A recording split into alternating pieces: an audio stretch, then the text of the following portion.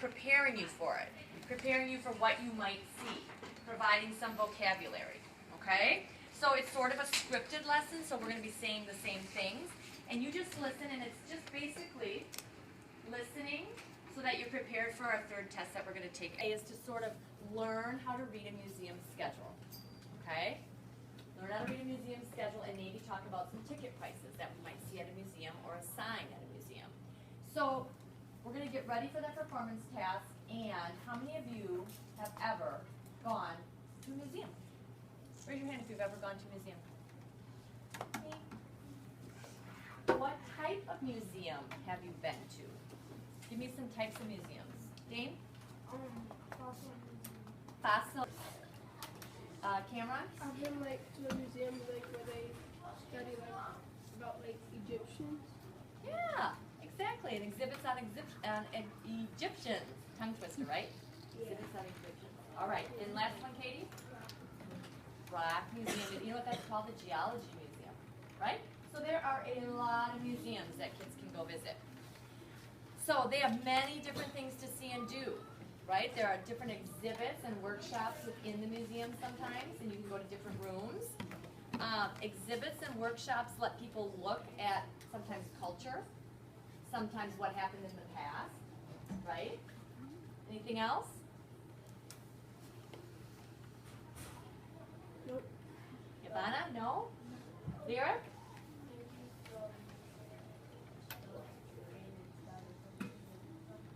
Yep. Also, like, so if you go to a natural history museum, it might have exhibits like we talked about like the history of the earth, history of dinosaurs, like Kristen said. All right. So, unfortunately, you're not always able to visit all museum exhibits and workshops, right? Because sometimes you go to a museum and you don't have all the time, or certain museums only have certain times that they have an exhibit or a workshop on display. Is that true? Yes. Okay. So we're going to look at a Milwaukee museum, or not Milwaukee, a museum schedule. So look up over at the.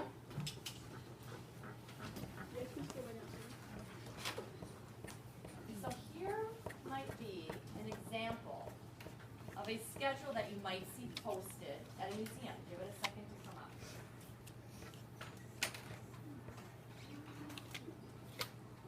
All right. I'm going to zoom in a little bit more. Okay. So this might be posted at the museum when you go to visit it. On the door. So it will give you each of the names of the workshop, okay, and the length of the workshop. So the name of this workshop is Dinosaur Dig, and it's 45 minutes long. Its start times are different throughout the day. It will start at 8, at 9, at 10, at 1, and at 2. Does everybody see that? Let's look at the next one. The next workshop is called the Tour of Egypt workshop, and it's 90 minutes long to take that tour. Starts at 8:30, then 10:30, and 12:30. And the final workshop at this museum is a steam trains workshop. It's only 30 minutes long. The times that this is scheduled is 9, 10, 11, 12, and 1.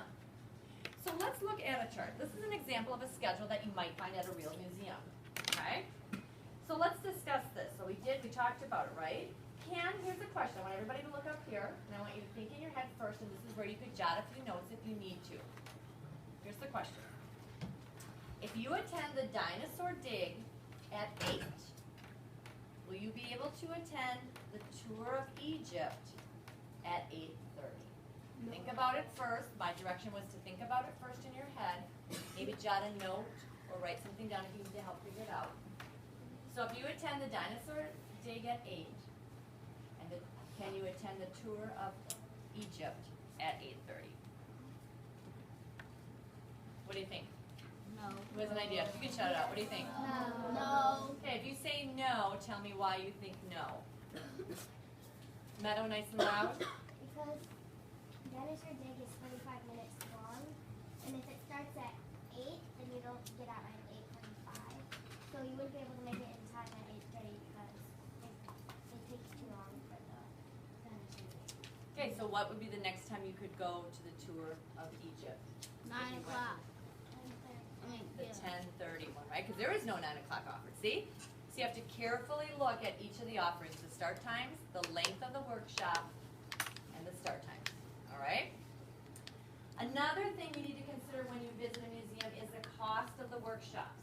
So some museums make you pay for individual tickets, right, to see a workshop or to go to an exhibit, and others sometimes give you a season pass or a day pass.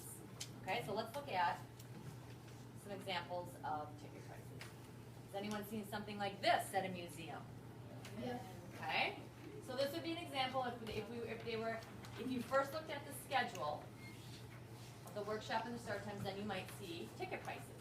Okay, so to see a dinosaur dig, $3. Tour of Egypt is $1, and steam trains $2. Easy to read?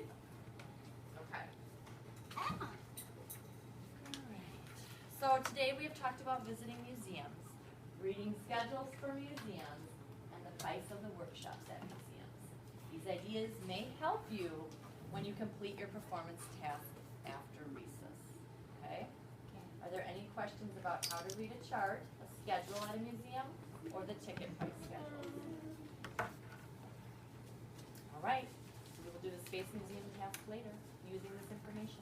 Space Museum test. Task.